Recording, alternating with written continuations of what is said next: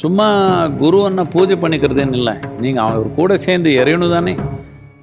சில பேருக்கு குருவன்னா அவர் நமக்கு வழிகாட்டு நினச்சிக்கிறாங்க, சில பேர் அவர் நமக்கு தூண்டுதல் கொடுக்குறவங்க நினச்சிக்கிறாங்க, சில பேர் அவர் நம்ம நண்பரை நினச்சிக்கிறாங்க, சில பேர் குருவன்னா நாம் அங்கே மேலே வச்சுட்டு பூஜை பண்ணிவிட்டு நம்ம வேலை நம்ம பண்ணிக்கலாம். அப்படி இல்லை. குருவன்னா இது ஒரு வாசல் மாதிரி, இல்லை குறிக்கோளை பார்க்கலாம், இல்லை உங்கள் வாழ்க்கை தர்மமாக பார்க்கலாம். இவ்வளோதான். எதுக்கு நாம் குருவன்னு சொன்னோமோ அந்த துடிப்பு கூட உங்கள் துடிப்பு, அந்த சுவாசத்து கூட உங்கள் சுவாசம், அந்த உயிர் கூட உங்கள் உயிர் கலக்கிற மாதிரி நீங்கள் பண்ணிட்டீங்கன்னா ஸ்வர்க்கம்ன்றது எங்கேயும் தேட தேவையில்லை, இங்கே தான்.